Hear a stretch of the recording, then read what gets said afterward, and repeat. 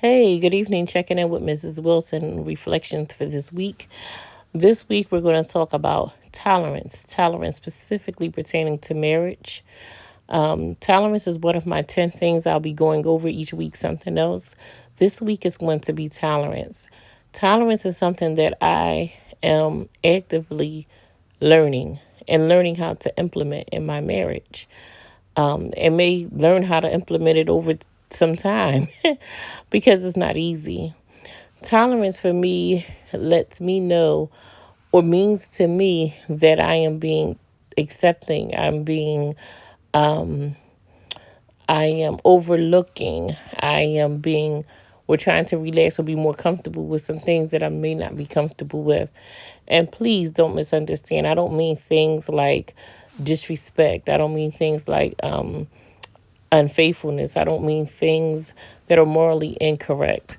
I mean things that may not be something I'm used to or make me comfortable. Like, for instance, I'm just giving an example. This may not necessarily be it, but like, okay, leaving the toilet seat up. Ugh, you have to relearn this, kind of thing. That's not my issue. My issue may, honestly speaking, be hoarding. My husband is a hoarder. I love him dearly, but he does um, take on certain projects or certain things that are like his hobbies. And if he loves it or likes it, it's like overboard for him, and he's a consumption of or a consumer of things that he likes. And for me, less is more. For me, definitely less is more. For me, it's like it's like an overkill, and it drives me insane. And so I just, I'm learning now to just be patient. I'm learning to be accepting of that because that's something that's embedded in him. And every time that I've tried um, to to actually bring this topic up or to discuss it and sometimes to take action on it to say this is going, it has caused some discord in my marriage. It's caused some to feel upset or caused some to feel as if I'm trying to take over, I should say, in a sense. So I'm now learning that, this is, Mrs. Wilson, it's important for you to have a happy marriage. It's important for you to be tolerant of the fact that this is something he loves. And within reason, we try to work together to contain the hobby hoarding to one area, the man cave. So I just wonder for you, what are some things that you've had to tolerate that you feel as if cause some discord or cause you some discomfort, in your marriage? And how do you go about that? Is this something that you discuss? Are you letting your spouse know that this is something that I feel strongly about? Or are you deciding that this is something I can live with and I have to work towards being comfortable with it? I think it's very important that we don't lose sight of who we are and what makes us unhappy. But if it's not something that's necessarily making you unhappy, but more or less just causing a little bit of uncomfortability, I think it's like, what is the bigger picture? What's more important? So, again, tolerance for me is like about having a happy marriage and being unselfish at times and self-centered. And not even for my husband, I think, he's had to tolerate some things with me, as I just stated before, um, about something he looks at as nagging versus I look at it as it's a reminder. And, his thing is the way that he's reminded of it. He doesn't want it to be in a nagging way. Say it and let it go. Even if I had to say it 10 different days, he doesn't want it to be 10 times on the same day. So we're, working through those processes. And of course, I'm sure we've all heard of the saying of not going to be angry about it, but to discuss it. And, also in discussing, and we'll talk about communication another week, but in discussing, when is the time to say, I've discussed this, this is something I feel, adamant about, or I've discussed this, this is something I will digress on. And then when is the time to just say, you know what, I'm going to journal it, or I'm just going to um, find another person who I can speak with, that I can trust, that I can talk to about my marriage. Maybe, your pastor, maybe, your marriage counselor, maybe your guidance session, maybe your clergy, whoever that is, whoever that person is for you, that you feel comfortable, that won't judge or hold, you know, an ill feeling about you being upset about something. Who is that person that you trust with that information, that you can talk to? Because sometimes you may not want to have that discussion. Some things you may not want to discuss with your spouse that you may have already discussed in regards to tolerance, is what I'm trying to say. Like, now I'm specifically talking about tolerance, about some things that you're trying to tolerate, that certain things may be something that honestly may make your husband, in my case, or your wife or whoever, uncomfortable. So do you bring that up, or do you decide that, what, this is one that I'll tuck, this is one I'll journal about, or this is one, I'll speak about other ways, or this is one I'll just leave alone. This is, because every single thing can't be necessarily discussed, because if it were, it's almost as if, you have to really take in consideration how that person, will take the information and how you're relaying it. I think that's important too in tolerance. Like, how am I relaying this information? I'll give you a small little tidbit of what happened with me earlier today. I noticed I had been, because we're COVID-19 quarantining, and my husband is home and I'm home. It's great because we're getting this time that I so desperately always say, you have no time for me. You're working all the time, and, we have the kids and this and the third. But also it's like, okay, we're confined, and, we can get on each other's nerves at times. And I found that I had been on him about some things that he was not ready to address, quite frankly. Like, I want him to be ready when I'm ready. Like, I'm on this thing, like, we can't sit in here and just, eat our comfort foods and things like that. Let's exercise, let's get our weight together.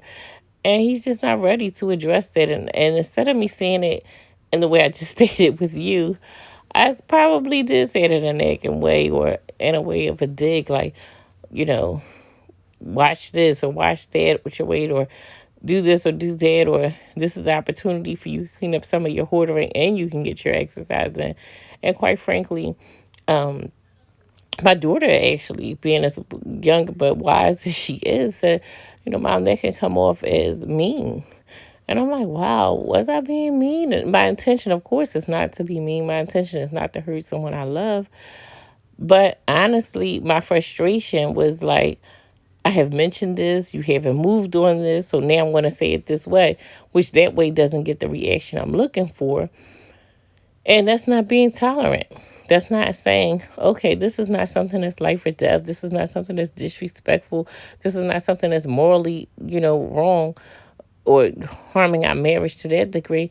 So, okay, is this something I need to tolerate and understand that this is his journey?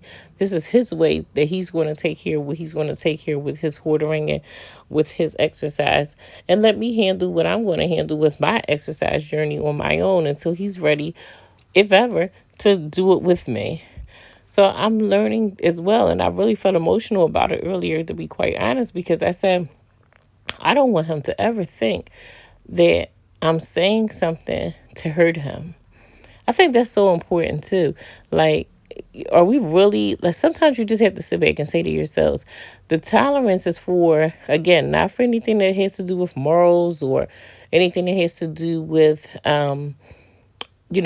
disrespect or anything that's taken away from your initial true absolute happiness. That's different. But something that's like this person's habit or something like that, it's like, are you really taking into consideration how this person feels? This is your spouse, husband and wife. We are bonded. We took these vows, and I take my vows so serious.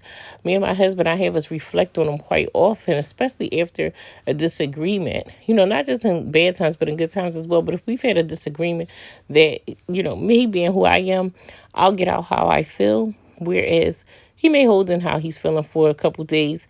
And so I feel it important for us to get back to our vows so that we can remind ourselves of why and what, and what that means to each other.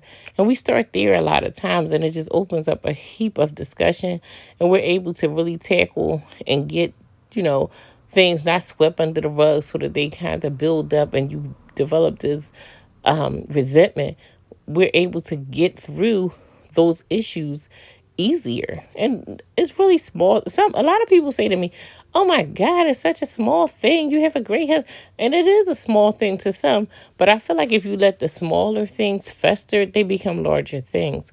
So when you're building this foundation, because again, I'm building a foundation. I want to build a lasting foundation. And even for those who've been married longer, when you have that foundation built, I have aunts and uncles who were married, great aunts and uncles, 40, 50. My grandparents, 40, 50, 60 years, died married 65 years. My thing is, and I've been told, that you want to continually, refinance or reinvest and rebuild and fix those cracks in their foundation so it lasts.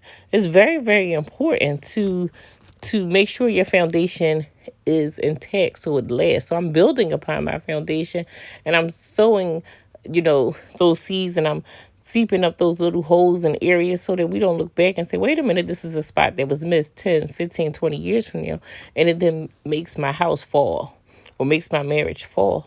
So I think it's important to discuss and to implement and to upgrade, those things that are necessary. And everybody's marriage is different, whatever is necessary for your own marriage. But the only way you get to that is through that discussion, that communication, which we'll go over in another week, what that means to me. But what does tolerance really, really mean to you? So I'm going to sign off now. Thank you for joining me this evening.